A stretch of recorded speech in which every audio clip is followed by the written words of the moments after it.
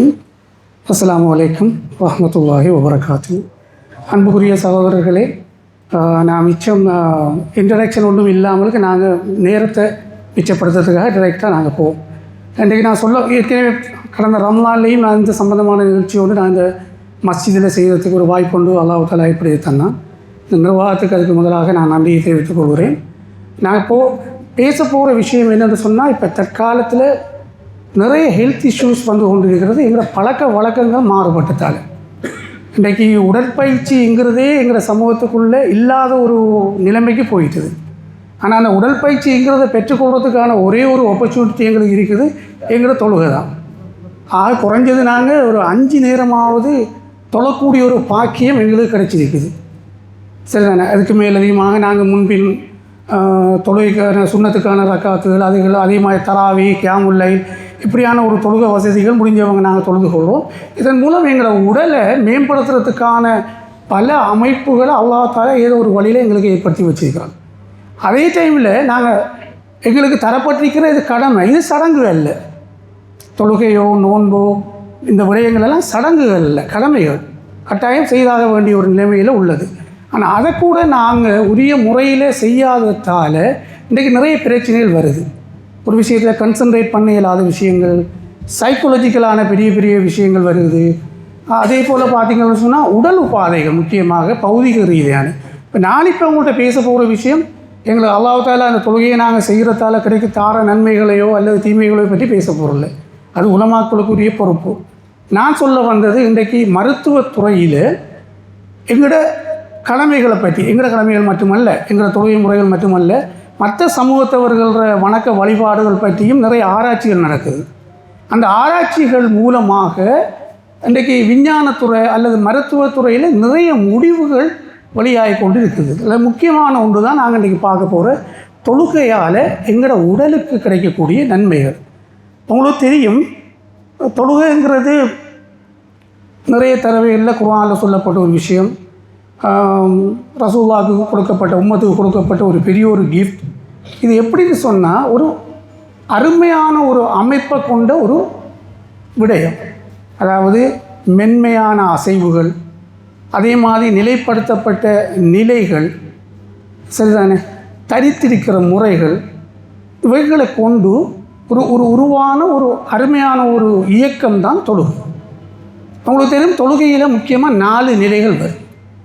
ஒன்று நாங்கள் நிற்கிறது, 2வது நாங்கள் குனிதல் செய்கிறது, 3வது நாங்கள் சிரம் பணிகிறது, சுஜூது செய்கிறது, அதுக்கு பிறகு நாங்கள் இருத்தல் நிலைகளில் இருக்க போகிறோம். இந்த 4 நிலைகளை வச்சு தான் இந்த தொழுகையில் மற்ற விஷயங்கள் அம்சங்கள் வந்து கொண்டு இருக்குது.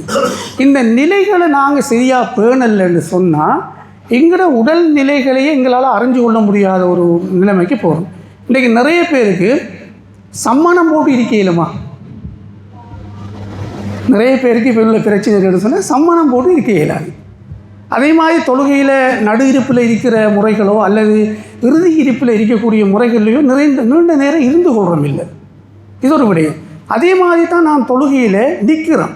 இன்றைக்கி நாம் கேள்விப்படுறோம், சஹாபாக்கள், அதே போல் ரசூலுல்லாஹ், அதுக்கு பிறகு வந்தவங்க தாபீன்கள், அதே மாதிரி எங்களுடைய இமாம்கள் எல்லாம் மிச்சம் நீண்ட நேரம் ஒரு தொழுகையில் நிலைத்து நின்று குர்ஆனை ஓதி முடித்து அவங்க தொழுதிருக்கிறாங்கன்னு சொன்னால் அவங்களோட ஃபிட்னஸ் லெவலை யோசிச்சு பாருங்கள். இன்றைக்கி எங்களுக்கு எப்படின்னு சொன்னால், இப்போ எங்கள் ஊர்லேயும் ஒரு பழமை ஒன்று இருந்துச்சு, தராவி தொழுகை எப்படி தொழுவிப்பாங்கன்னு சொன்னால் 20-8 அது விஷயம் வேறு. ஒரு குறிப்பிட்ட சூறாவில் ஸ்டார்ட் பண்ணி ஒரு 10 சூறாவை ஓதி ஒரு ரவுண்ட் முடிக்கிறது. அப்புறம் அதே திரும்ப அதில் ஸ்டார்ட் பண்ணி அலந்தர கைஃபையில் ஸ்டார்ட் பண்ணுவாங்க, அதை கொண்டு வந்து புல்லாவது பிரபிநாசில் முடிக்கிறது. 10 சூறா வந்துடுது.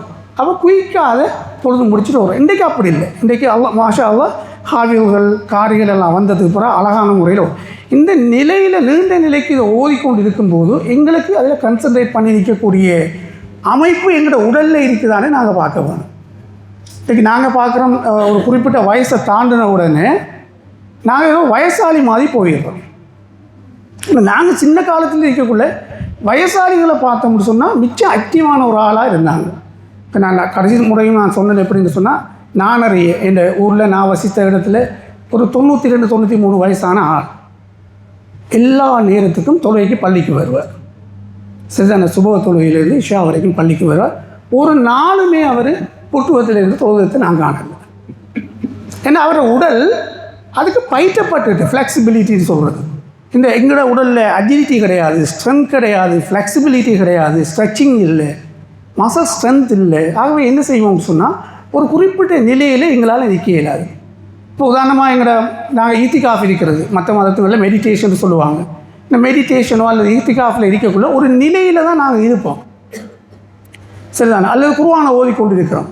குர்ஆனை ஓதிக்கொண்டிருக்கக்குள்ள கொஞ்சம் குறிப்பிட்ட டைம் போனோடனே எங்களோட உடல் அசைய தொடங்கும். நாங்கள் கொஞ்சம் ஆடுவோம், முன்னுக்கு பின்னுக்கு ஆடுவோம். இது எப்படி வந்துட்டு சொன்னால், குர்ஆனை ஓதுறேன்னு சொன்னால் நாங்கள் ஆடிக்கொண்டு ஓடுறதுங்கிற மாதிரி ஒரு நிலப்பாடு வந்துட்டு இருக்கு. ஏன் அப்படி வருது எங்களுக்கு தெரியுமா? நாங்கள் அசைகிறோம், முன்பின்னு அசைகிறோம். ஏன்னு தெரியுமா? எங்களோட உடம்புல உள்ள தசைகள் அல்லது மூட்டுக்கள், அதில் உள்ள லிகமெண்டுகள், அதாவது இணைத்து வைத்திருக்கிற இணையங்கள், இவைகள் எல்லாம் ஒரு குறிப்பிட்ட டைமுக்கு மேலே தாக்கு பிடிக்காது. நாங்கள் ஸ்டீலால் செய்யப்பட்ட அமைப்பில் தானே, எங்களதெல்லாம் சாஃப்ட் டிஷ்யூன்னு சொல்கிறது, மென்மையான இழையங்களால் செய்யப்பட்டது. பொதுவாகவே ஒரு 40 நிமிஷத்துக்கு மேலே தாக்கு பிடிக்காது. அதுக்கு பிறகு எங்களுடைய நிலைகளை நாங்கள் மாற்றிக்கொள்ள வேணும். நிலைகளை மாற்றி போட்டு வேறு ரெஸ்ட்டுகள் அல்லது ஸ்ட்ரெச்சிங்களை செய்து போட்டு நாங்கள் அந்த நிலையில் திரும்ப வந்தோம்னா இன்னும் கொஞ்சம் நேரத்துக்கு தாக்கு பிடிக்கலாம். இல்லைன்னு சொன்னால் எங்களோட உடலை நாங்கள் அசைக்க தொடங்குவோம். அந்த அசைவு எங்களோட உடலில் உள்ள தசைகளுக்கு புது இரத்தத்தை பம்ப் பண்ணுது, ப்ளட் சர்க்குலேஷன் ஃப்ரெஷ் ஆகுது, கழிவு இரத்தத்தை வெளியேற்றுது. இப்போ எங்களோட எனர்ஜி கிடைக்குது. எங்களோட உடலில் எனர்ஜி கிடைச்ச உடனே நாங்கள் இன்னும் கொஞ்சம் தாக்கு பிடிப்போம். அல்லது நாங்கள் அதுக்கேற்ற மாதிரி ட்ரெயின் பண்ணப்பட வேண்டும். இப்போ உங்களுக்கு தெரியும், கூலி வேலை செய்கிறாக்களை பாருங்கள். சில கூலி வேலை செய்கிறவங்க காலையிலிருந்து மாலை வரைக்கும் வேலை செய்து கொண்டே இருக்கிறாங்க. சரியா? ஆனால் எங்களால் அது தாக்கு பிடிக்க முடியுமா? இயலாது. இப்போ முந்தியெல்லாம் வீடுகளில் நிறைய ஆண்கள் பங்களிப்பு செய்தோம். ஒரு வீட்டில் ஒரு சின்ன வேலைகளோ அல்லது பௌதிக ரீதியான நிகழ்வுகளோ பங்களிப்பு செய்கிற ஒரு நிலைமை இருந்துச்சு. இன்றைக்கு இல்லை, இயலாமை இருக்குது. உடனே களைப்பு வருதுன்னு சொல்கிறாங்க. சரி தானே? அப்போ இந்த நிலைகளுக்கெல்லாம் காரணம் என்னென்னு சொன்னால், இன்றைக்கு விஞ்ஞான ரீதியான ஆராய்ச்சிகளில் சொல்லப்படுற விஷயம் என்னென்னு சொன்னால், நாங்கள் மனித நிலைகளில் இருந்து வேறு வகையான ஒரு நிலைக்கு உட்பட்டு கொண்டு போகிறோம். இது முக்கியமான காரணம் எங்களோட பாவனைக்குள்ளே வந்த எலக்ட்ரானிக் டிவைசஸ். முந்தி விறகு கொத்தின நிலைமை மாறி இன்றைக்கு கேஸுக்கு போயிட்டுது. கையால் உடை கழுகுன நிலைமை மாறி இன்றைக்கு மெஷினுக்கு போயிட்டோம். அது எங்களோட ஃபாஸ்ட் லைஃப், சில விஷயங்களை தவிர்க்க முடியாது. அதே போல் பார்த்திங்கன்னு சொன்னால், இப்போ நோன்பு காலத்தில் நாங்கள் நோன்பு பிடிக்கிறோம். சரிதானே?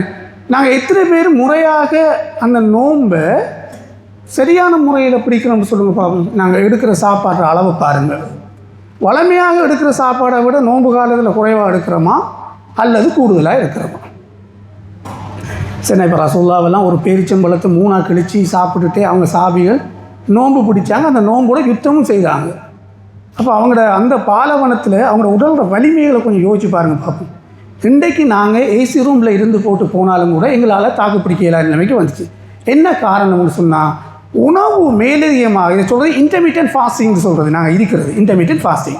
ஒரு குறிப்பிட்ட அளவுக்கு ஃபாஸ்டிங் இருந்துட்டு பிறகு நாங்கள் ரிலாக்ஸ் ஆகி அடுத்த நாள். ஆனால் பெஸ்ட்டான ஃபாஸ்டிங் முறை இன்டர்மீடியன்ட் ஃபாஸ்டிங்னு தான் இன்றைக்கு ஆராய்ச்சிகள் சொல்லுது. இன்டர்மீடியன்ட் ஃபாஸ்டிங் இருக்கிறதால எங்களோட சமீபாட்டு தொகுதிகள் திரும்ப ரிஃப்ரெஷ் பண்ணப்படுது, அதாவது புதுமையாக்கப்படுது. சரிதானே? ஆனால் அதுக்கு நாங்கள் இடம் கொடுக்குறோம் இல்லை. திரும்பவும் அதே ஃபங்க்ஷனை திரும்ப நாங்கள் நோன்பு திறந்தத்துலேருந்து சகர் முடிகிற வரைக்கும் கொடுத்து கொண்டே இருக்கிறோம். ஏன்னா எங்களை பெட்டனை அப்படி தராவிக்கு போனால் டீ சாப்பாடு, அதுக்கு முதல் நோன்பு திறந்தா பெரிய ஃபங்க்ஷன். இப்போ இஃப்தாரெல்லாம் இப்போ எங்களுக்கு ஒரு இதாக போயிட்டு, அந்த ஃபங்க்ஷனில் நிறைய சாப்பாடு, வீண் விரயங்கள் இதெல்லாம் நடக்குது. எங்களுக்கு மேலதிகமான ஆசை வரும், சாப்பிட்றோம், தண்ணி எடுக்கிறது எல்லாம். இது மேலதிகமான உண்டு. உங்களுக்கு தெரியும், இன்றைக்கு எங்களோட வழிகாட்டல் படி எப்படி அரை வயிறு கால் வயிறு தண்ணி, கால் வயிறு ஃப்ரீயாக இருக்கணும். சம்திங் லைக் ஏ பிளெண்டர். உங்களுக்கு தெரியும், அந்த பிளெண்டரில் நாங்கள் ஃபுல்லாக நிரப்பி போட்டு பிளெண்டரை ஃபங்க்ஷன் பண்ண வச்சா என்ன செய்யும்? லிட் கலந்து பறந்து எல்லாமே வெளியே வந்துடும். அதே மாதிரி தான் எங்களை இறப்பை. இப்போ அதுக்கு இடம் கொடுக்குறோம் இல்லை. அப்போ என்ன செய்கிறோம்? நோன்பு திறந்து எல்லாத்தையும் போட்டதுக்கு பிறகு எங்களுக்கு தொழுகையில் நிலையாக நிற்கிற நிலைமைகள் எல்லாம் கஷ்டமாக இருக்குது. ரைட், நாங்கள் இப்போ சப்ஜெக்ட் வருவோம். கரெக்ட் பாடி மூமெண்ட்ஸ், அதாவது மனிதர்களுக்கும் விலங்குகளுக்கும் உள்ள ஒரு வித்தியாசம் என்னென்று சொன்னால், மனிதர்கள் இருகால் இடப்பெயர்ச்சி உள்ளவர்கள். இதுதான் கொமன். இருகால இடப்பெயர்ச்சி, 2 காலில் நாங்கள் நடப்போம். ஆனால் மற்ற விலங்குகள் எல்லாமே சில நேரம் 2 காலில் நடக்க பழகினாலும் அது இயல்பு என்ன, 4 காலில் நடக்கிறது. சரிதானே? அதனால் எங்களுக்கு நிமிர்ந்த தோற்றம். இந்த நிமிர்ந்த தோற்றம் வந்ததுக்கு பிறகு எங்களோட முதுகில் வளைவுகள் வந்துடும். கர்ப்பப்பையில் ஒரு பிள்ளை இருக்கும்போது 2 வளைவுகள் வரும். ஒன்று இந்த முதுகு வளைவு, மற்றது இந்த இடுப்பு வளைவுன்னு சொல்லுவோம், அல்லது எங்களோட திரி எலும்புன்னு சொல்லுவாங்க. கீழே இருக்குது சேக்கிரம் எலும்புகள். அந்த எலும்புகள் 2லேயும் வளைவுகள் ஓட்டோமேட்டிக்காக கர்ப்பப்பையில் இருக்கக்குள்ளே பிள்ளைகளுக்கு வந்துடும். நாங்கள் பிறந்ததுக்கு பிறகு ஒரு 3 மாதத்தால் பிள்ளைகள் கோமனா குப்புற விழணும். அதுதான் இயல்பு. 3 வரைக்கும் 4 மாதத்தில் குப்புற விழலைன்னா பிள்ளைகளே ஏதோ பிரச்சனை இருக்குன்னு அர்த்தம். குப்புற விழுந்த உடனே தலையை தூக்கும் பிள்ளை. தலையை தூக்குன உடனே இந்த கழுத்து வளைவு உருவாகும். சரிதானே? கழுத்து வளைவு உருவாகும். அதுக்கு பிறகு அவங்க எலும்பி இருக்கிறதுக்கு ட்ரை பண்ணக்கூட இந்த நாரி வளைவு, இடுப்பு வளைவு உருவாகும். இந்த 2 வளைவுகளும் தான் பிரதானமாக நாங்கள் நிமிர்ந்து நடக்கிறதுக்கு மிச்ச உறுதுணையாக இருக்கிறது. ஏன்னா இது 2 வளைவுகளும் தான் அசையக்கூடியது. இந்த வளைவுகள் எங்களோட செயல்பாடுகளில், அதாவது எங்களோட கரெக்ட் பாடி மூமெண்ட்ஸ்களில் சரியாக இல்லைன்னு சொன்னால் எங்களுக்கு பிரச்சனை வருது. நீங்கள் பார்க்கணும், கூடுதலாக நாட்கள் வராங்க என்கிட்ட. எந்த field? Physiotherapy field. Neck pain, back pain, கை கால் மூட்டு, இதுதான் கூடுதலான கடுப்பு. இதோட வந்து கொண்டே இருப்பாங்க. ஒவ்வொரு கம்ப்ளைண்ட்டும் சொல்லுவாங்க, எனக்கு இங்கே கடுக்குதுன்னு சொல்லுவாங்க, இங்கே கடுக்குதுன்னு சொல்லுவாங்க. உண்மையாக அங்கே ரியலான கடுப்பு அங்கே இருக்காது. ஆனால் உண்மையான கடுப்பும் பெரும் சிலருக்கு அடிபடுறதால ரியலான கடுப்பு அங்கே இருக்காது, இங்கே இருக்கும். ஸ்விட்ச் இங்கே இருக்கும். சரிதானே? கனெக்ஷன் தான் இங்கே வந்துருக்கும். ஆனால் அவங்கள நீ பெயின் சொல்லுவாங்க. பெக் பெயின் இருக்குதான்னு கேட்டால் தான் பெக் பெயின் இருக்குன்னு சொல்லுவாங்க. பெக் பெயின் இருந்தால் கூடுதலாக முழங்கால் வலி வரும், கால்கள் பலகீனமாக போகும். சரிதானே? எங்களால் நிமிர்ந்து இருக்க இயலாத ஒரு குறிப்பிட்ட டைமுக்கு, உட்கார்ந்தா எழும்பே இயலாது. சரிதானே? இப்படியான கஷ்டமான நிலைமை வரும். கழுத்தில் பிரச்சனை வந்தால் கை வலி வரும். சில நேரம் சில பிள்ளைகள் வருவாங்க, பேனா பிடிச்சி எழுத இயலாத நிலைமைக்கு அவங்கள கை போயிடும், கை வீக்காக போயிடும். ஒரு பொருளை தூக்க இயலாது, காலையில் எழும்பணுன்னு கையை பொத்த இயலாது. இவைகளெல்லாம் வாரத்துக்கான இது. ஆனால் இதெல்லாமே இன்றைக்கு ஆராய்ச்சிகள் சொல்லுவது எப்படின்னு சொன்னால், எங்களோட தொழுகை மூலம் நாங்கள் சரியான நிலைகளை பேணக்குள்ள எங்களோட இந்த தசைகள் வலுவூட்டப்படுது. சரிதானே? வலுவூட்டப்படுறதால நாங்கள் இப்படியான பிரச்சனையிலிருந்து தவிர்த்து கொள்ளக்கூடியதாக இருக்கும். சரியா? அதில் குட் போஸ்டர்ன்னு சொல்கிறது எப்படின்னு சொன்னால், நீங்கள் இப்போ நான் நிற்கிறேன், இப்படி நிற்கக்குள்ள எந்த உடம்பில் உள்ள தசைகளோ அல்லது மற்ற ஜாயிண்ட்டுகளோ வீணான அழுத்தங்களுக்கு உட்படக்கூடாது. சரிதானே? அதுக்கு உரிய சரியான போஸ்டர் கியாம் தான். தொழுகையில் நாங்கள் நிற்றல் நிலையை எங்களோட மருத்துவத்தில் அனட்டமின்னு ஒன்று இருக்குது. உடல் கட்டமைப்பியலில் அனட்டமிக்கல் போஸ்டர்னு சொல்லுவாங்க. அது சேம் போஸ்டர் தான் எங்களோட மெடிசினில் நாங்கள் அந்த உடலியலில் படிக்கக்குள்ள அதுலேருந்து எப்படி எப்படி அசைவுகள் வருதுங்கிறத வச்சு சொல்லுவது. அது தொழுகையில் எங்களுக்கு ஆரம்பமாகவே அது எங்களுக்கு கிடைச்சிது. சரிதானே? கியாமில் அப்போ போஸ்டரை பற்றி எங்களுக்கு தெரிஞ்சிருக்கோம். மற்றது ப்ராப்பர் போஸ்டர், நாங்கள் சரியான போஸ்டரில் இருக்கிறதாலேயோ அல்லது நடக்கிறதாலேயோ அல்லது கீழே இருக்கிறதாலேயோ இந்த போஸ்டர்களை மெயின்டைன் பண்ணணும்னு சொன்னால் எங்களோட உடம்பில் வீணான சக்தி இழப்புகள் வரவே வராது. நீண்ட நேரம் தாக்கு பிடிக்கக்கூடிய ஒரு அமைப்புக்கும் நாங்கள் இருக்கலாம். எங்களோட வேலைகள் இலகுவாக்கப்படும். சரிதானே? நான் கொஞ்சம் அவசரமாக செய்துட்டு போகிறதால நான் சிலதை டச் பண்ணிட்டு போகிறேன். முக்கியமான விஷயங்கள் உங்களுக்கு நான் சொல்கிறேன். சரிதானே? அடுத்தது என்னென்னு சொன்னால், நீங்கள் அந்த நிலைகளை சரியாக பேணக்குள்ள தசைகள் ஓய்வு நிலையை அடையுது. நாங்கள் தொழக்குள்ளேயும் சரி தான், சில வேலையில் செய்யக்குள்ளேயும் தான் எல்லா தசைகளுமே வேலை செய்யாது. நாங்கள் நிற்கிறதுக்குன்னு சொல்லி சில குறிப்பிட்ட தசைகள் மட்டும்தான் வேலை செய்யும். ஆனால் அந்த போஸ்டர் மாறுபடக்குள்ள மேலதிகமான தசைகள் உங்களுக்கு வேலை செய்யும். இன்றைக்கு பாருங்கள், இந்த ஃபோன் பார்க்குறதால வந்த பிரச்சனை கழுத்து வலி. கண் பிரச்சனை வேறு, அது ஃபோனால் வருது, அந்த ப்ளூ லைட்டால் வர பிரச்சனை. ஆனால் அதுக்கு மேலதிகமாக வர பிரச்சனை கழுத்து வலி. சரியான போஸ்டரில் நாங்கள் இருக்கிறதில்ல, எங்களோட கம்ப்யூட்டரை சரியாக வச்சுக்கொள்றதில்ல, அல்லது ஃபோனை வச்சுக்கிற பொசிஷனுக்குள்ளே ஃபோனை வச்சுக்கொண்டு இந்த மாதிரி இருப்போம். எங்களோட தலை ஒரு 5 டிகிரி முன்னுக்கு, 5 தொடங்கும் 10 டிகிரி சரியலாம், பெரிய ஒரு ஆபத்தை கொண்டு வராது. ஆனால் இது 45 டிகிரிக்கு பதியுதுன்னு சொன்னால் இந்த தலையை கட்டுப்படுத்துகிற தசைகள் கிட்டத்தட்ட 50-60 கிலோ பாரத்தை தூக்க வேண்டிய வேலையை செய்யுதான். ஏன்னா புவியீர்ப்பு எங்களை தலையை இழுத்து கொண்டு போகுது. அப்போ பாருங்கள், ஒரு சிம்பிள் விஷயம். நாங்கள் தலையை கவுண்டு கொள்கிறோம், எங்களுக்கு ஃபோன் பார்க்குற அல்லது ரீல் பார்க்குற அந்த விஷயங்களில் இன்ட்ரெஸ்ட் வந்துட உடனே இதை மறந்துடுறோம். சரியா? திரும்ப களத்தை நிமிடுறது இல்லை, இறுகி போயிடுது. இப்படியே படிப்படியாக இது அக்யூமுலேட் ஆகி வந்து என்ன செய்யுது, கடைசியில் பெரிய ஒரு பௌதிக ரீதியான ஃபிசிக்கல் ப்ராப்ளம் ஒன்றுக்கு அவங்கள கொண்டு போகும். கழுத்தில் நிறைய பிரச்சனை, சிலருக்கு அது வாழ்நாள் பிரச்சனையாக கூட மாறலாம். சரியா? இது அந்த ப்ராப்பர் போஸ்டருக்கு என்னென்ன வேணுங்கிற விஷயங்கள், அதாவது மசில்ஸ் ரிலாக்ஸாக இருக்கணும், எங்களோட ஜாயிண்ட்டுகள் அசைவு இலகுவாக இருக்கணும், எங்களோட தசைகள் ஸ்ட்ராங்காக இருக்கணும், அடுத்தது எங்களோட உடல்நிலை பேலன்ஸாக இருக்கணுங்கிற விஷயம். இப்போ நான் உங்களுக்கு காட்ட போகிறது தான் இதை சொல்வது அனட்டமிக்கல் போஸ்டர்னு சொல்லி. ஒரு மனிதன் நிற்கிற நிலை எப்படி நிற்கிறாங்கன்னு சொன்னால், உங்களுக்கு நான் இதில் காட்டுன்னு பாருங்க. இதுதான் நாங்கள் கியாமில் நிற்க வேண்டிய நிலை. இந்த காது, இந்த ஷோல்டர், இந்த இடுப்பில் நாம் தொடக்குள்ள இவரத்தை தட்டுப்படுற எலும்பு, இந்த முழங்காலில் பக்கத்தில் உள்ள எலும்பு, இந்த இருக்கிற எலும்பு, இது அவ்வளோ ஒரே கோட்டில் இருந்தால் நாங்கள் சரியான பொஸ்டரில் நிற்கணும்னு அர்த்தம். ஒரே கோட்டில் நிற்கணும். இப்போ நம்ம தொலைக்குள்ளே பாருங்கள், நிறைய பேர் அந்த பொஸ்டரில் நாங்கள் நிற்க இயலாமல் இருக்குது. முன்னுக்கு இப்படி சரிஞ்சு கொண்டு போகிறோம், உடம்பை வளைச்சி கொண்டு போகிறோம். அதே மாதிரி தான் ருக்குவுக்கு போனதுக்கு பிறகு எங்களை அல்லாஹ் எப்படி படைச்சிருக்கிறான்னு சொன்னால், இது ஒரு கப், சரிதானே? இது ஒரு போல், எங்களோட முழங்கால் ஒரு போல். அந்த போலில் இந்த கப் லொக்காகி கையை நிமித்தினா நாங்கள் ருக்குவில் நிற்கிற போஸ்டர் சரியான போஸ்டர். ஆனால் நாங்கள் அப்படி செய்கிறோமா? நிறைய பேர் இல்லை. சிலர் என்ன செய்கிறாங்கன்னு சொன்னால், முழங்காலுக்கு கீழே அந்த கீழ்காலை தொட்டுக்கொண்டு ருக்குவுக்கு போகிறது, அல்லது ஒரு ஹாஃப் நிலையில் ருக்குவுக்கு போகிறது. இல்லை, இதெல்லாம் பிழை. ருக்குன்னு சொல்கிறது சரியாக நாங்கள் இடுப்பில் நான் காட்டுவேன் 90 பாகைக்கு நாங்கள் வளைய வேண்டிய ஒரு நிலைமைக்கு வரணும். அப்படி வந்தாலே ஒழிய நாங்கள் சரியான நிலையில் நிற்க மாட்டோம்.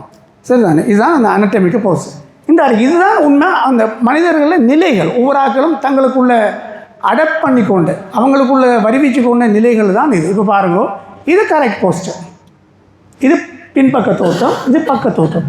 இப்படி பாருங்கள், இந்த போஸ்டர்லாம், இந்த போஸ்டர் உள்ளவங்களுக்கு ஏதாவது ஒரு பிரச்சனை இருக்கும், உடலியல் ரீதியான பிரச்சனை இருக்கும். சரிதானே? உடல் ரீதியான பிரச்சனை இருந்தால் நாங்கள் ஒரு விஷயத்தில் கான்சன்ட்ரேட் பண்ண இயலாது. இப்போ நம்ம நினச்சிக்கோங்க, உங்களுக்கு கழுத்து வலி இருக்குன்னு சொன்னால் ஒரு விஷயத்தை கான்சன்ட்ரேட் பண்ண இயலாது. இடுப்பு வலி இருக்குதுன்னு சொன்னால் அதை பற்றி தான் யோசிச்சு கொண்டு இருப்போம். சரிதானே? அப்போ இந்த போஸ்டருங்கிறது, இதை சொல்கிறது ஹலோ பெக்குன்னு சொல்லி, அதாவது இது முன்னுக்கு இது இந்த அடிக்கிற இது பின்பக்கம் வந்துடும், இதை சொல்கிறது ஃப்ளாட். சரிதானே? அதே மாதிரி தான் ஸ்கம்பிங் போஸ்டர். அதே போல் இது மிலிட்டரி போஸ்டர். மிலிட்டரி போஸ்டர் கூட எங்களுக்கு தேவையில்லை.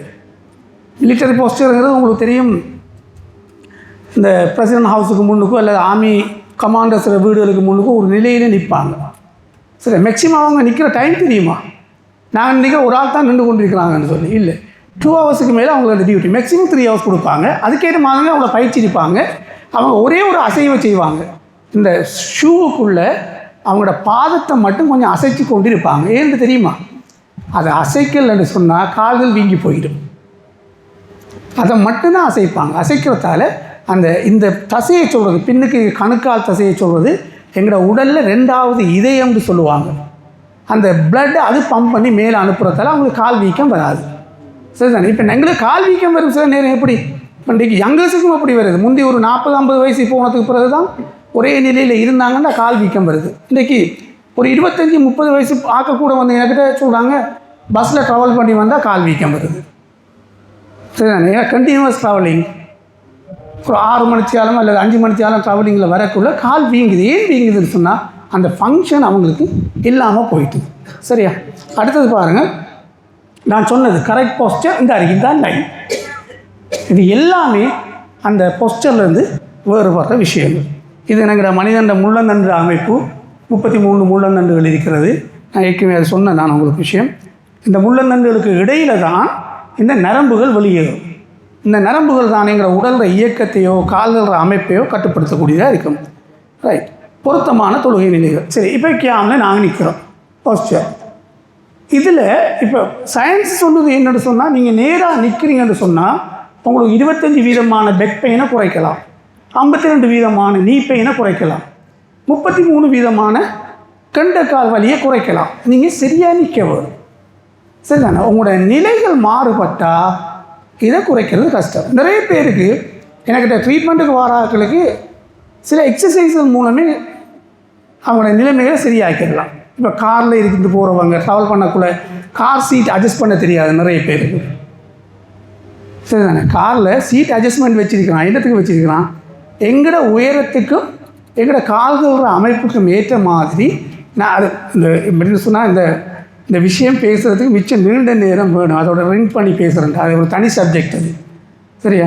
அந்த ஸ்டேரிங் எந்த பொசிஷனில் நாங்கள் பிடிக்க வேணும், எங்களோட கால் கிளச்சில் எப்படி இருக்க வேணுங்கிற விஷயங்கள் அதில் வரும். சரி, அதுக்காக தான் அந்த சீட்டை முன்னுக்கு பின்னுக்கு அட்ஜஸ்ட் பண்ணலாம், உயரத்தை அட்ஜஸ்ட் பண்ணலாம். அதே மாதிரி எங்களோட அநேகமான இப்போ எங்களோட ஆஃபீஸுகள்லாம் ரிவால்விங் சேர் இருக்குது எங்கள்கிட்ட, எக்ஸிக்யூட்டிவ் சேர்ஸ். எத்தனை பேருக்கு தெரியும் அதை அட்ஜஸ்ட் பண்ணுறது? சரி, எங்களுக்கு இலவாக நாங்கள் அதில் இருந்து இப்போ பழகிட்டோம். முன்னுக்கு போகிறது, பின்னுக்கு வாரது, அதை லொக் பண்ணுனா ஒரு ஸ்டெட்டிக்காக நிற்கிறது, அந்த லொக்கை எடுத்து விட்டால் பின்னுக்கு சாஞ்சி போகும். அது ரிலாக்ஸ் பொசிஷன். எத்தனை அட்ஜஸ்ட்மெண்ட்? சில சேரில் 3 அட்ஜஸ்ட்மெண்ட் இருக்கும், சில சேரில் 5 அட்ஜஸ்ட்மெண்ட் இருக்கும். இது எப்படி நாங்கள் அட்ஜஸ்ட் பண்ணுறது? எங்களோட உயரத்துக்கு ஏற்ற மாதிரி அட்ஜஸ்ட் பண்ணுறது. சரிதானே? அப்போ அந்த அட்ஜஸ்ட்மெண்ட்டுகளெல்லாம் சரியாக செய்யலைன்னு சொன்னால் அதால் எங்களுக்கு நிறைய பிரச்சனை வருது, தளபாடங்களால். சரி, அவங்களுக்கு தெரியும். நான் இந்த வீட்டில் உள்ள ஹோம் அப்ளையன்சஸ், எங்களோட கிச்சனில் உள்ள கிச்சன் டாப், சரிதானே, அதே போல் இந்த மேசை எல்லாமே உலகத்தில் இருக்கிற சராசரியான மனித உயரத்தை வச்சு தான் செய்திருக்கிறாங்க. பொதுவாக இந்த மேசையில் உயரம் கொண்டு 26 இன்ச்சஸ் இருக்கும் அல்லது 28 இன்ச்சஸ் இருக்கும்.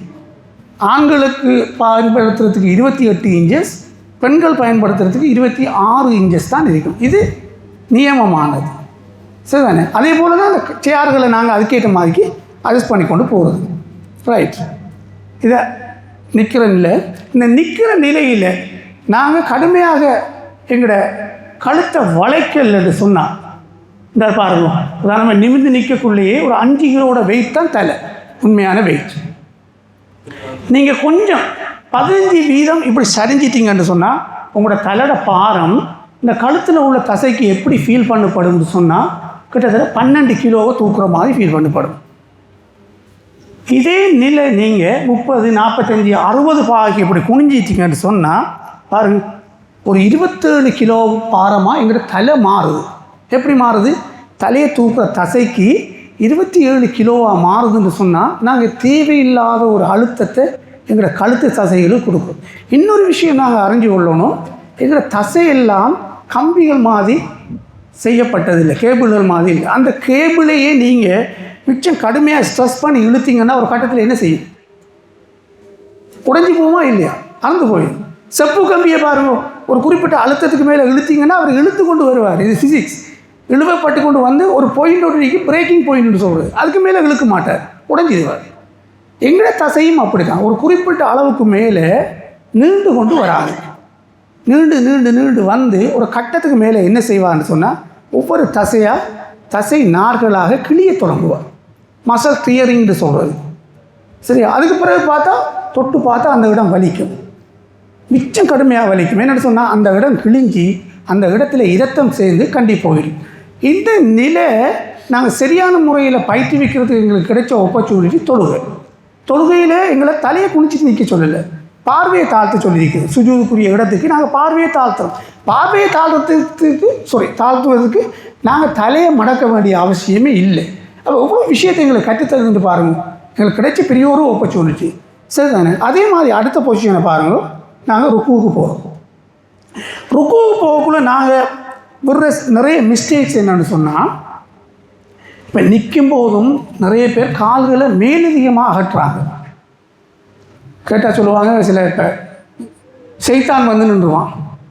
அப்போ கால்களை அகட்டக்குள்ள அது வந்து நிற்காட்டி கபடு அகண்டு போகுது. சரி, அது ஒரு விஷயம். இன்னொன்று, எப்போவுமே எங்களை கால்கள் எப்படி இருக்கும்னு சொன்னால், இந்த ஷோல்டர் இருக்குது தானே, தோல் மூட்டு, இந்த தோல் மூட்டோட உட்பகுதிக்கு லைனில் தான் எங்களோட காலில் இந்த கெண்ட காலில் காணப்படுற வெளிப்பக்க இந்த அரிக்கிற எலும்பு இருக்கும். அப்படி இருந்துச்சுன்னு சொன்னால் நாங்கள் சஃப்பில் இடைவெளி இல்லாமல் நிற்கிறோம். நீங்கள் ட்ரை பண்ணி பாருங்கள்.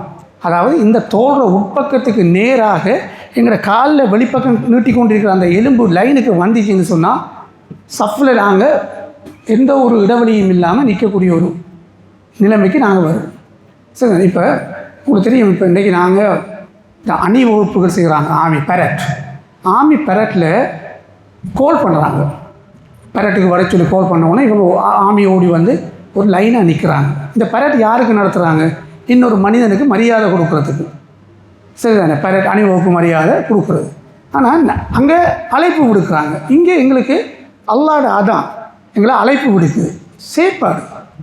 நாங்கள் வந்து அங்கே அப்படி அவங்க அசையாமல் ஆடாமல் நிற்கிறாங்கன்னு சொன்னால் நாங்கள் எப்படி நிற்கணும் அல்லாஹ்வுக்கு முன்னுக்கு? ஆனால் நாங்கள் எப்படி நிற்கிறோம்? தக்பீரை கட்டுனா எங்களால் நிற்கிறார். அங்கால ஒரு அசைவு, இங்கால ஒரு அசைவு, பின்னுக்கு ஒரு அசைவு, பக்கத்தில் நின்று தொழுறாங்களும் கூட அது டிஸ்டர்ப். சரிதானே? ஏன்னா அவன் நல்ல ஒரு நிலையில் நின்று தொழுவார், அசைய மாட்டார். இவர் அப்படி இல்லை, பக்கத்தில் நின்று கொண்டு அங்கால இங்கால தள்ளுன உடனே எங்களோட கன்சன்ட்ரேஷன் மாறும். ஒரு நிலைப்படுத்தல் இல்லாட்டி உங்களோட கன்சன்ட்ரேஷன், அதாவது கவன குவிப்பு மாறி போயிடும். இது சைக்காலஜி. சரிதானே? சைக்காலஜி விஷயம் எப்படின்னு சொன்னால், கவன குவிப்பை சிதறடிக்கிறதுல முக்கிய பங்கு உங்களோட உடல் அசைவு. சரியா?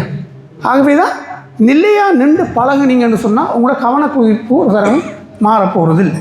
சரியா? அப்போ இந்த நிலையில் இப்படி நிற்கும் போது எப்படி நிற்கணும்னு சொன்னால், இது முன்னுக்கு போகக்கூடாது. இந்த பெக்கோ அல்லது முழங்கால் வளையிறதோ இருக்கக்கூடாது. ஒரே லைனில் இருக்கணும். இதுக்கு எப்படி இருக்கணும்னு சொன்னால், இந்த நிலை ஒரு தும்பு தடி பொல்லொண்ட தலைக்கு மேலே தூக்கி வச்சா முதுகில் அப்படியே சமாந்தரமாக போடு மாதிரி இருக்கணும். அதான் உண்மையான ருக்கு பொசிஷன். சரியா? அடுத்தது நாங்கள் என்ன செய்ய போகிறோம்னு சொன்னால், சுஜூதுக்கு போகிறோம், சஜிதா. இந்த சஜிதாவில் உச்ச நன்மைகள் இருக்குது.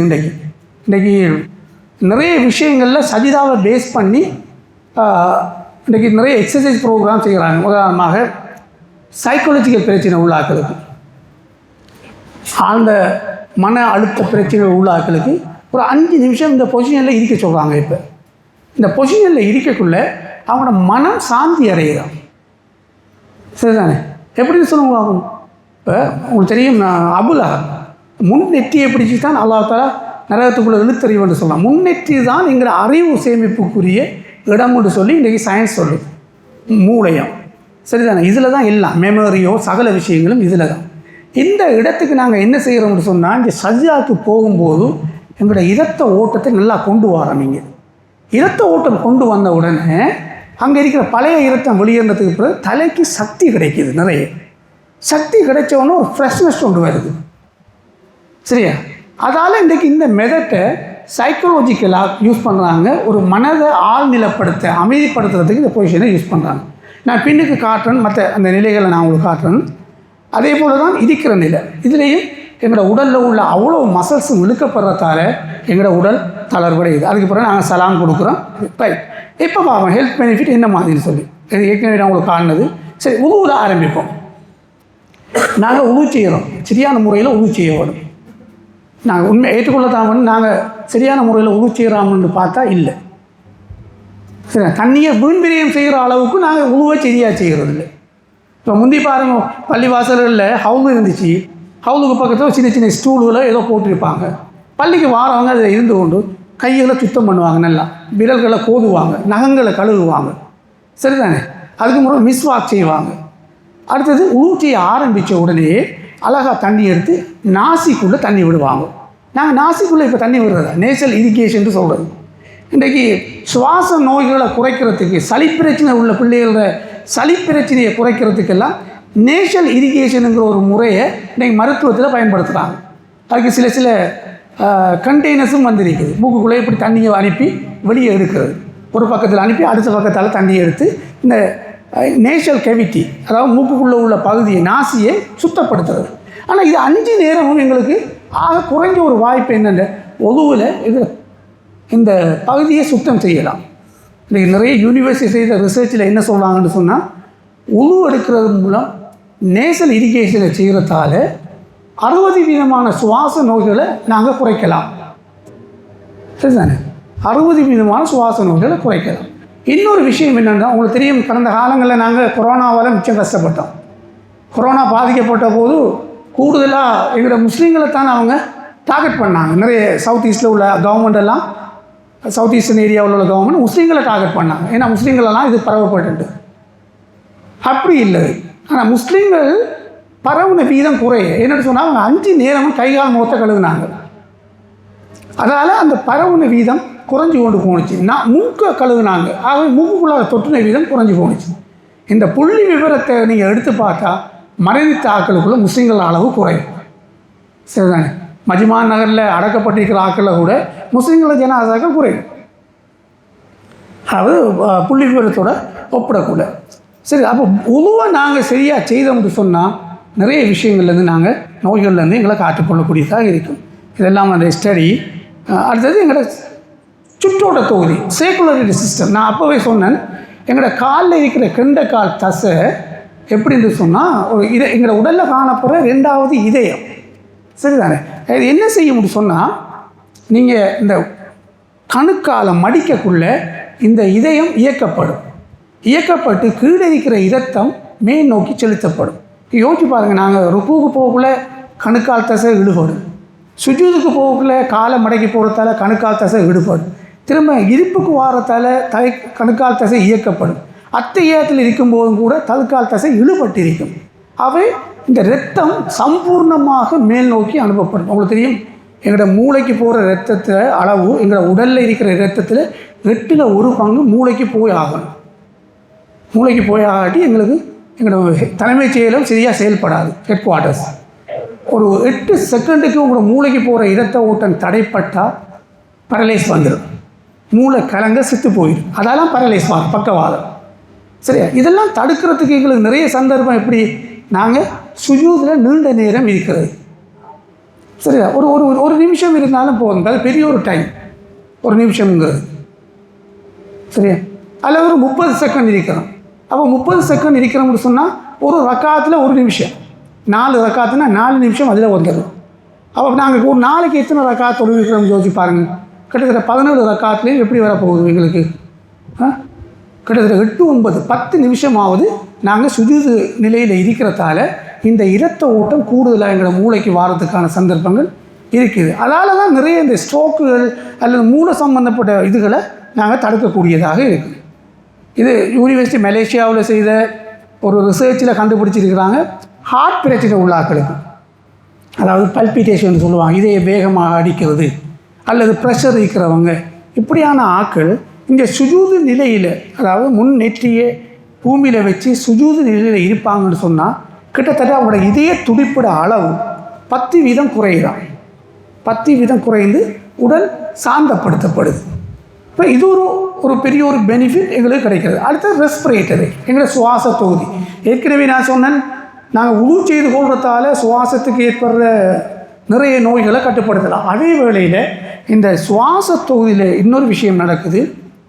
இது எங்களோட ஃபிசியோதெரப்பியில் யூஸ் பண்ணுற மெத்தட்.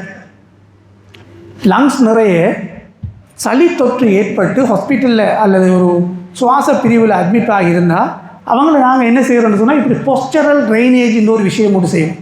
இந்த பொசிஷனில் போட்டு வைக்கிறதால சளி என்ன செய்யும்னு சொன்னால் அப்படியே இறங்கி வந்து தொண்டைக்குள்ளே வந்துடும். லங்ஸுக்குள்ளே இருக்கிறது தொண்டைக்குள்ளே வந்துடும். பிறகு அவங்க வெளியால் துப்பலாம் அல்லது விழுங்கலாம்.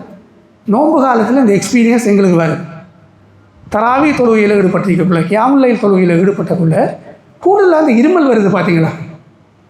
இருமல் வாரது, அடிக்கடி போய் சளியை துப்பிட்டு வரணும் போல் இருக்கிறது காரணமே இந்த ட்ரைனேஜ் மூலம் எங்களுக்கு வாரது. இப்போ உங்களோட வீட்லேயும் தான் சின்ன ஆக்கள் சளியால் கஷ்டப்படுறாங்களா அல்ல பெரிய ஆக்கள் சளி தொல்லையா, எப்படி தலையணை அடிக்கி போடும் இந்த பொசிஷனில் ஒரு 5 மினிட்ஸ் இருங்க. சரியா?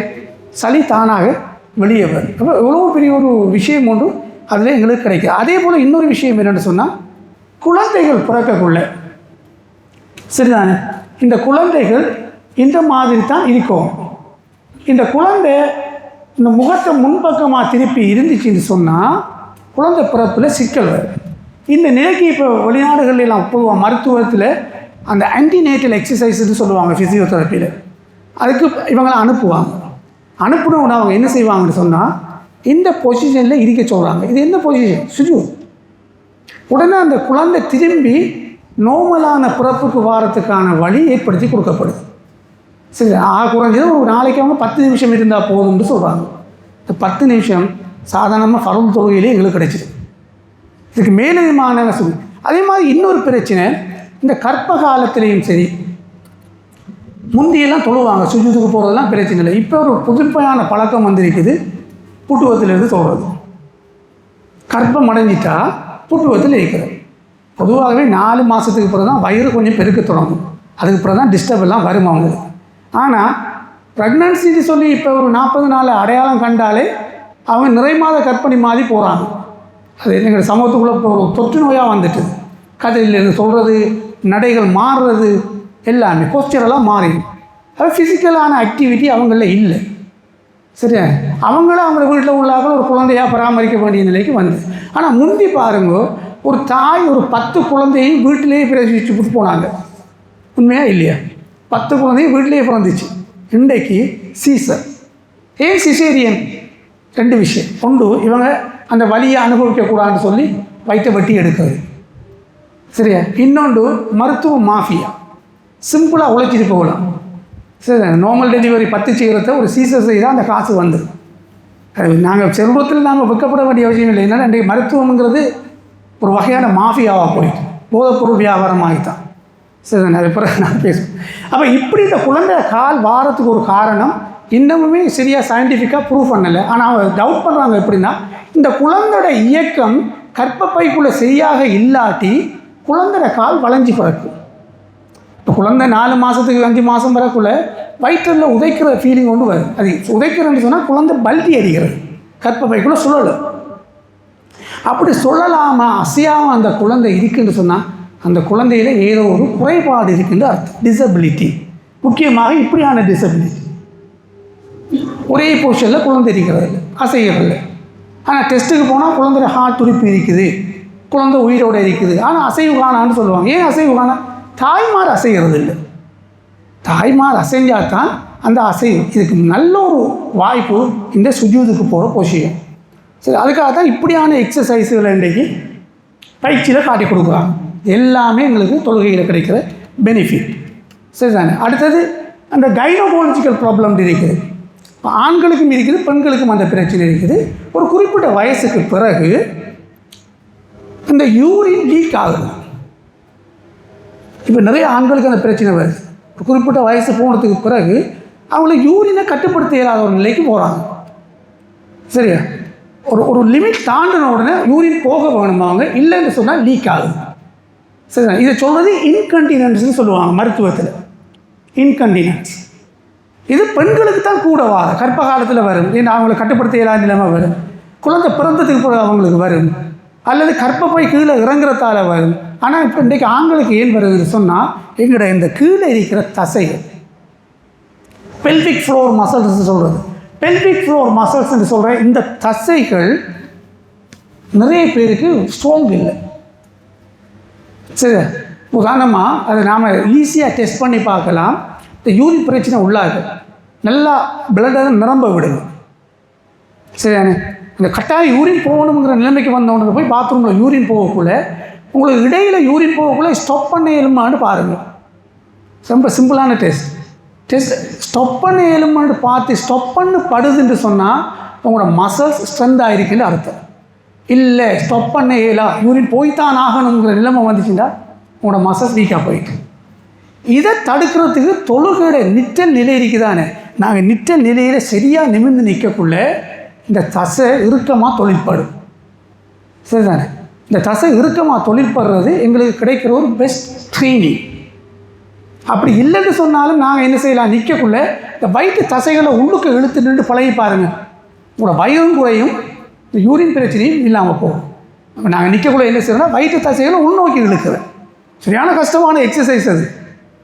சரியா? நீங்கள் ஒரு 5-10 செகண்ட் பிடிச்சி கொண்டே இருக்கீங்கன்னு சொன்னால் பெஸ்ட். அதை உங்களுக்கு ஒரு 20 தரம் ரிப்பீட் பண்ண இயலும்னு சொன்னால் உங்களோட மசஸ் ஓகேன்னு அர்த்தம். இல்லை எனக்கு இழுத்து பிடிச்சி கொண்டு இருக்கீங்களா, அது லூஸ் ஆகுது, 5வது தரம் செய்துட்டு போகக்குள்ள இதுக்கு மேலே ஏழாதுன்னு சொன்னால் திரும்ப இந்த எக்ஸசைஸை ப்ராக்டிஸ் பண்ணுங்க. இது உங்களோட ஆரோக்கியத்துக்குரிய விஷயம். சரிதானே? இதுக்கு டெப்லெட்டுகளால் எந்த தீர்வுமே இல்லை. யூரின் லீக் ஆகுது, 2 தீர்வு. ஒன்று எக்ஸசைஸ், 2வது ஆப்ரேஷன். நீங்கள் எது வேணும்னு நீங்கள் முடிவு பண்ணுறோம். சரியா? அதே போல் தான் தொழுகையோட உதாரணமாக இன்றைக்கி சமூகத்துக்குள்ளே நிறைய விவாகரத்து நடக்குது. உங்களுக்கு தெரியும், டிவோர்ஸ் கேஸஸ்லாம் கூடி போயிடுது. பொதுவான காரணி என்னென்னு பார்த்தீங்கன்னு சொன்னால் செக்ஷுவல் ப்ராப்ளம். அதை நாங்கள் பேசித்தான் ஆகணும். ஏன்னா இன்றைக்கி காலி கோடுகள்லாம் இந்த விஷயங்கள் பேசப்படுதில்லை. பெரிய ஒரு டிஸ்அட்வான்டேஜ் எங்கள் சமூகத்தில் உள்ளது. இன்றைக்கி கவர்மெண்ட் கோர்ட்டுகளில் நேரடியாக அந்த பெண் பாதிக்கப்படுற பெண்ணோ அல்லது ஆணோ சொல்கிறதுக்கு கிடைக்கிற வாய்ப்பு எங்களோட காலி கோடுகளில் கிடைக்கிறதில்ல. இந்த காலி கோடுகளுக்கு ஒரு கவுன்சிலிங் போர்டை கூட போட சொல்கிறாங்க. ஏன்னா விவாகரத்து இல்லாமல் ஆக்குறது தானே முக்கியமான நோக்கமே. விவாகரத்தை கொடுக்குறது நோக்கம் இல்லையே, விவாகரத்தை இல்லாமல் ஆக்கி சமரசம் பண்ணுறது இது அப்படி இல்லை. அதில் ஒரு முக்கியமான காரணம் வேறு வடிவத்தில் வருது. ஆனால் உண்மையான காரணம் செக்ஷுவல் டிஸார்டர். ஆண்களுக்கு பெண்களை திருப்திப்படுத்த இயலாத நிலைமை அல்லது பெண்கள் ஆண்களை திருப்திப்படுத்த இயலாத ஒரு நிலைமை. சரிதானே? இதுக்கு முக்கியமான காரணம் இந்த இன்கன்டினன்ஸ்ங்கிற பிரச்சனை அல்லது அது சொல்லுவாங்க இம்பார்ட்டன்ஸ்ன்னு சொல்லுவாங்க, ஆண்மை குறைபாடுன்னு சொல்லுவாங்க. இன்றைக்கு எல்லாத்துக்குமே எக்ஸசைஸ் மூலம் வெளிநாடுகளில் தீர்வு கொடுக்குறாங்க. கவுன்சிலிங், எக்ஸசைஸ், சில ட்ரக்ஸுகள். சரிதானே? இப்போ அதில் கூட எங்களோட தொழுகை ஒரு ஒரு ஒரு இன்ஃப்ளூயன்ஸ் ஒன்றை பண்ணுது. நாங்கள் நிற்கக்குள்ளே எங்களோட மசல்ஸுகளை உள்ளுக்கு இழுத்து பிடிக்கிறதால நாங்கள் நீண்ட நேரம் கியாமில் நிற்கலாம். சரி, நிலையிலாக நிற்கக்கூடிய ஒரு சந்தர்ப்பம் எங்களுக்கு கிடைச்சிருக்கு. ரைட். அடுத்தது பொதுவாகவே எங்களோட தொழுகையை ஸ்போர்ட்ஸோடு இப்போ ஒப்பிட்டு பேசுகிறாங்க. கூடுதலாக இந்த வார்ம் அப் எக்ஸசைஸ் செய்யணும், அதுக்கு பிறகு விளையாடுறது, அதுக்கு பிறகு வார்ம் டவுன் அல்லது கூல் டவுன்னு சொல்லுவாங்க. இன்றைக்கி நிறைய பேருக்கு இன்ஜரி வாரதுக்கான ஸ்போர்ட்ஸில் வருஷக்கணக்காக விளையாடாமல் இருந்து போட்டு ஊருக்கு போனோன்னு ஃப்ரெண்ட்ஸ் சேர்ந்தோன்னு ஒரு ஆசை வாருது. ரைட், விளையாடினோன்னு காலுக்குள்ளே பிடிக்கிற, கைக்குள்ளே பிடிக்கிறது இல்லையா? நம்ம ஒரு வாக்கிங் கொண்டு போக ஸ்டார்ட் பண்ணுறது, திடீர்னு இறங்கி வாக்கிங் போகிறது, தசைகள் கிழிவுகள் ஏற்படலாம். அதுக்கு இந்த முறையில் ஸ்போர்ட்ஸ் இல்லை. ஆனால் தொழுகையில் எப்படின்னு சொன்னால் இந்த சுண்ணத்தான தொழுகைகளை தொழுது, அதுக்கு பிறகு ஃபல்லான தொழுகைகளை நீண்ட நேரம் தொழுது, அதுக்கு பிறகு சுண்ணத்துகளை தொழுது ஓய்வு பெறுறதுங்கிறது கிட்டத்தட்ட இந்த ஸ்போர்ட்ஸ் ஆக்டிவிட்டி மாதிரி. நாங்கள் சுஜூதுக்கு போகக்குள்ளேயும் சரி, ருக்குவுக்கு போகக்குள்ளேயும் சரி, எங்களை தசைகள் இழுபடுறதுக்கான சந்தர்ப்பம் எங்களுக்கு கிடைக்குது. முக்கியமாக எங்களை கழுத்தை கூட நாங்கள் டெஸ்ட் பண்ணுறோம். எப்படி சலாம் கொடுக்கக்குள்ளே நாங்கள் பக்கத்தில் இருக்கிற பக்கம் திரும்பணும். அரை சலாமெல்லாம் கிடையாது. சலாம் தான் இப்படி தான், இந்த நாடி இந்த தோள்பட்டைக்கு நேராக திரும்பும். சரிதானே? இப்படி இருக்கிறது சலாம் இல்லை. அது சலாம் கொடுக்குறோம், நாங்கள் மற்ற சொல்கிறோம் பக்கத்தில் இருக்கிற ஆளுக்கு. சரிதானே? அந்த கூட எங்களுக்கு சந்தர்ப்பம் கிடைக்கக்கூடிய ஒரு வாய்ப்புகள் இதால் ஏற்படுது. சரிதானே? இப்போ நாங்கள் உண்மையாகவே இன்றைக்கு உங்களுக்கு நான் ஒரு ஷார்ட்டாகவும் கொஞ்சம் இம்பார்ட்டண்டான பாயிண்ட்ஸ் தான் சொன்னேன். என்னென்னா உங்களோட நேரம் பொண்ணான நேரம், கடைசி நோம்பில் இருக்கிறோம், வியாபாரத்துலேருந்து வந்து இருக்கிறீங்க, எவ்வளோ நேரம் நீங்கள் இருந்து இந்த டைமை செலவழித்ததே பெரிய விஷயம். அல்லாஹ் தஆலா அதுக்குரிய கூலிகளை உங்களுக்கு தரட்டும். உங்கள்கிட்ட இருந்து ஒரு சின்ன ஒரு எதிர்பார்ப்பு என்னென்னா, நான் சொன்ன விஷயங்கள் உங்களுக்கு பிரயோசனமாக இருந்துச்சான்னு 1-2 பேர் எனக்கு சொல்லுங்க. அதுதான் நிலை கிடைக்கிற ஒரு வெகுமதி. ஓகே, இன்ஷா அல்லாஹ் அதை முடிச்சு கொள்வோம். என்ன? ஓகே, ஜஸாக்கல்லாஹ். அஸ்ஸலாமு அலைக்கும் வரஹ்மத்துல்லாஹி வபரகாத்துஹு.